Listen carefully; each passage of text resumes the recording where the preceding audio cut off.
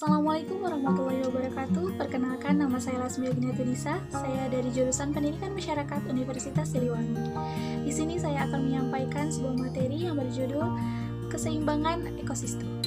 Sistem merupakan suatu sistem alam yang dibentuk dari interaksi antar makhluk hidup dan antar makhluk hidup dengan lingkungannya di suatu kawasan tertentu. Menurut Tansey, pada tahun 1935, ekosistem merupakan hubungan timbal balik antara makhluk hidup dengan faktor lingkungannya di alam, yang menjadi sebuah sistem yang tidak bisa dipisahkan. Ekosistem di bumi saling berhubungan satu dengan lain.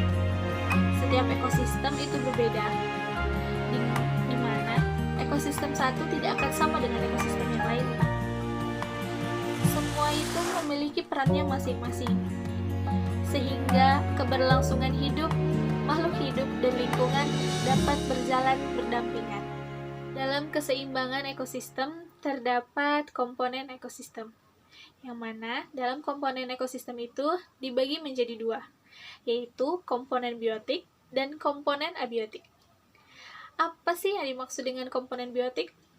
Komponen biotik itu adalah di mana komponen yang merupakan makhluk hidup, seperti hewan, tumbuhan, manusia, dan mikroorganisme lainnya. Kemudian komponen biotik dalam suatu ekosistem. Yang pertama, organisme autotrof, di mana semua jenis organisme yang mampu membuat makanannya sendiri melalui proses fotosintesis. Atau bisa dikatakan semua jenis organisme yang mengandung klorofil bisa disebut dengan organisme autotrof. Organisme autotrof dibagi menjadi dua jenis, yaitu fotoautotrof yang merupakan organisme pemanfaat energi cahaya dalam mengubah makanannya.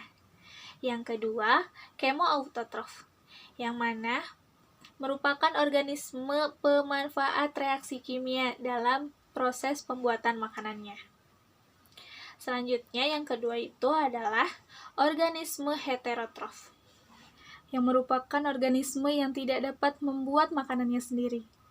Mereka memanfaatkan organisme yang lain untuk memperoleh makanan. Dalam organisme ini terdapat 3 tingkatan, yaitu konsumen, pengurai, dan detritivor. Pengertian ini adalah yang memakan langsung organisme lain.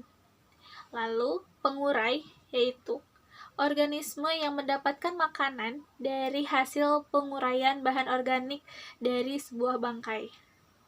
Yang selanjutnya, detritivor, merupakan organisme pemakan partikel atau jaringan yang telah membusuk, seperti contohnya lintah dan cacing. Berdasarkan perannya dalam ekosistem, komponen biotik dibagi menjadi 3, yaitu 1. Produsen, berperan sebagai penghasil makanan atau pembuat makanan. Yang kedua, konsumen, merupakan manusia dan hewan yang tidak bisa hidup tanpa bantuan organisme lainnya. Yang ketiga, pengurai, yang merupakan organisme untuk menghancurkan sisa-sisa makanan, seperti bakteri dan fungi. Selanjutnya, komponen abiotik, di mana komponen abiotik merupakan kondisi fisik dan kimia lingkungan organisme. Komponen abiotik dalam ekosistem terdiri dari air, yang merupakan sumber kehidupan di bumi. Air juga berfungsi sebagai zat pelarut yang dibutuhkan, lalu menjadi ekosistem atau habitat salah satu ekosistem di bumi. Selanjutnya, air juga berpengaruh dalam keberlangsungan hidup karena dapat mempengaruhi kelembaban suatu tempat. Selanjutnya, tanah. Tanah berperan sebagai tempat hidup berbagai makhluk hidup. Tanah juga merupakan sumber zat hara yang dibutuhkan berbagai macam tumbuhan. Selanjutnya, udara. Udara terdiri dari berbagai jenis gas, antara lain oksigen dan karbon dioksida. Oksigen dibutuhkan oleh kita selaku makhluk hidup untuk bernafas. sedangkan karbon dioksida dibutuhkan untuk proses fotosintesis bagi tumbuhan. Selanjutnya, cahaya matahari. Cahaya matahari merupakan sumber tenaga atau sumber energi bagi makhluk hidup. Selanjutnya, suhu. Suatu lingkungan sangat mempengaruhi kehidupan makhluk hidupnya. Beberapa jenis tumbuhan hanya mampu hidup di suhu tertentu. Tumbuhan yang biasanya hidup di daerah panas pasti akan mati ketika mereka berada di suhu yang rendah atau dingin. Begitupun juga sebaliknya. Lalu kelembaban. Kelembaban merupakan batas tertentu tanah dan udara yang lembab berpengaruh baik terhadap pertumbuhan-tumbuhan. Pada golongan hewan, kelembaban udara sangat berpengaruh terhadap kehidupannya. Misalnya cacing tanah yang habitatnya tinggal di kelembaban yang di tempat yang lembab. Satuan penyusun ekosistem terdiri atas 5. Pertama, individu. Individu artinya tidak dapat dibagi atau tunggal. Contohnya, seorang manusia, seekor burung, seekor ikan, maupun sebatang pohon. Selanjutnya, populasi. Populasi merupakan kumpulan dari individu yang tinggal di suatu tempat tertentu, seperti segerombolan ikan yang hidup di kolam. Selanjutnya, komunitas. Komunitas adalah seluruh makhluk hidup yang hidup di suatu daerah tertentu. Contohnya, seluruh populasi di hutan membentuk suatu komunitas hutan. Lalu, ekosistem.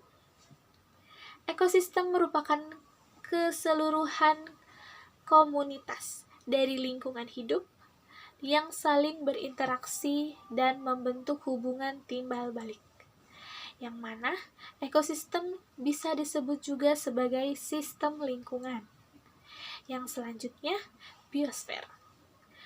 Merupakan kumpulan dari semua ekosistem yang ada di permukaan bumi.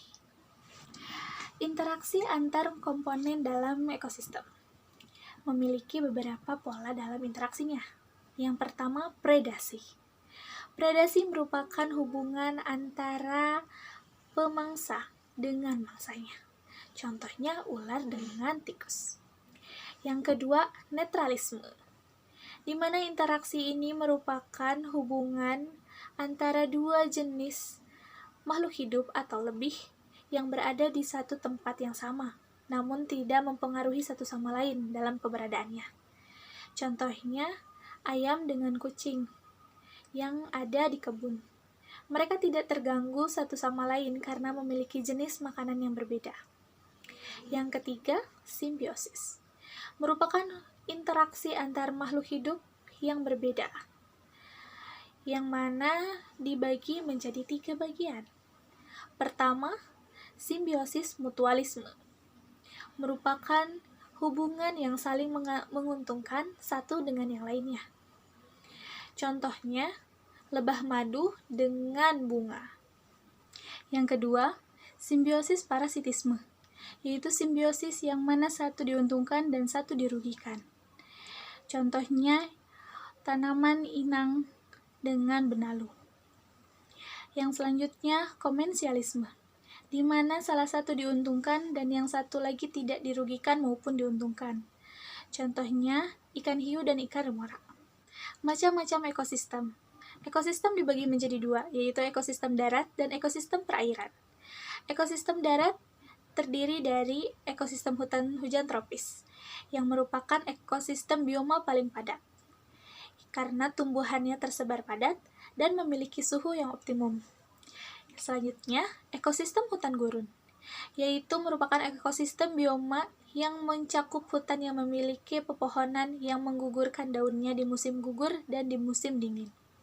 Selanjutnya, ekosistem taiga. Ekosistem taiga merupakan ekosistem yang lebih dingin dari ekosistem hutan 4 musim. Yang selanjutnya, ekosistem tundra. Ekosistem tundra ini merupakan ekosistem yang paling dingin di dunia karena yang paling mengalami musim dingin paling lama. Selanjutnya, ekosistem gurun merupakan ekosistem dengan curah hujan paling rendah. Selanjutnya, ekosistem padang rumput, di mana ekosistem dengan curah hujan yang sedang dan didominasi dengan tumbuhan rerumputan.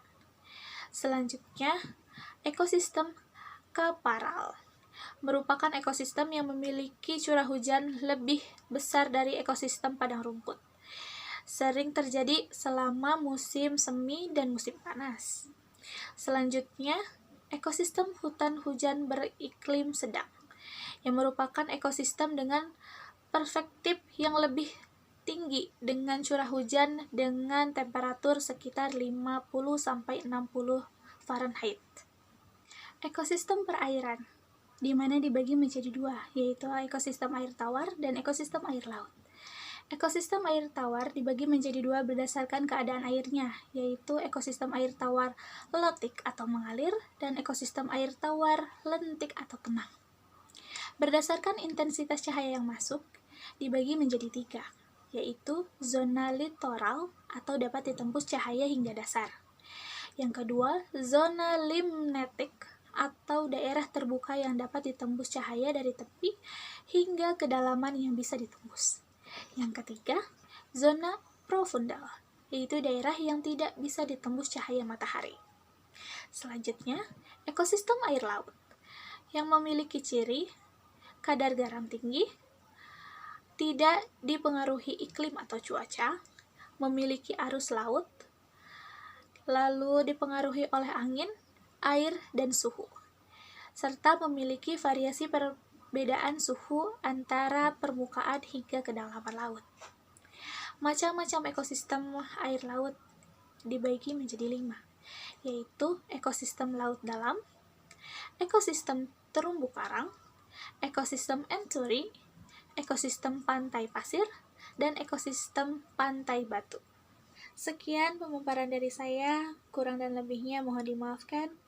Wabillahi taufiq wal hidayah. Wassalamualaikum warahmatullahi wabarakatuh.